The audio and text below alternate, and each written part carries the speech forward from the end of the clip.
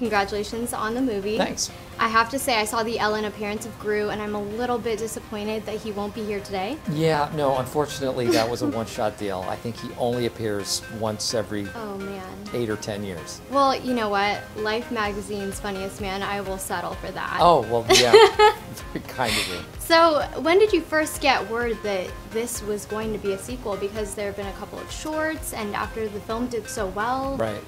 It was almost immediately after the first movie came out. I think it was a surprise to everyone involved that it did as well as it did. So I think that obviously lent itself to a sequel. But beyond that, I think there were more stories to tell with this family and this guy. And so the second one is a really a good extension of the first one. And Gru is a full-time dad. He's starting a jelly jam business, Yeah. and he's facing dating with himself and his daughter. So Right. what was your favorite part to explore in this character, like the reason you really wanted to come back? Well, it's always fun to play a villain, so there's that part of it. And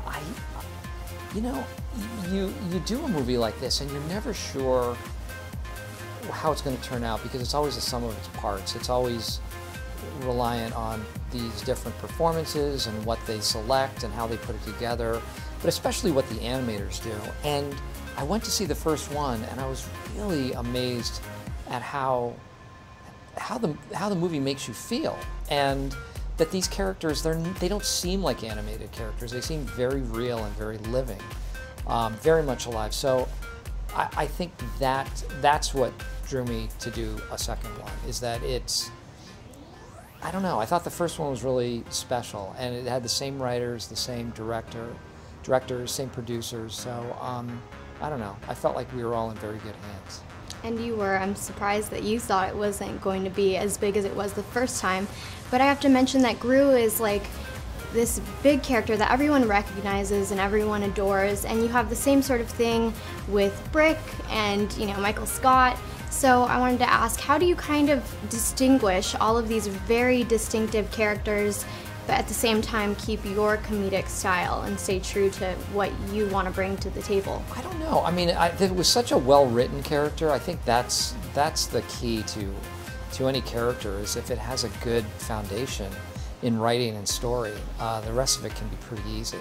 And I think this was no exception. I think the fact that here was a guy, especially in the first one, who was sort of a bad guy, but someone who was available for redemption. And this one, he's not a perfect human being, but he's starting to find his way and find his path. There's some more heart coming out of him. There is more heart, and I think it also starts to tell a story of a family, and how a family changes and grows, and there are ups and downs, and it's not, you know, it's not easy. There's a bumpy road ahead. So I think character always stems from great writing and great story. Very well put. And can we have you tease Anchorman very quickly? Because we're looking forward to it. How do I tease Anchorman? If you like the first one, you're going to like this movie. Okay, great. It's really, really funny.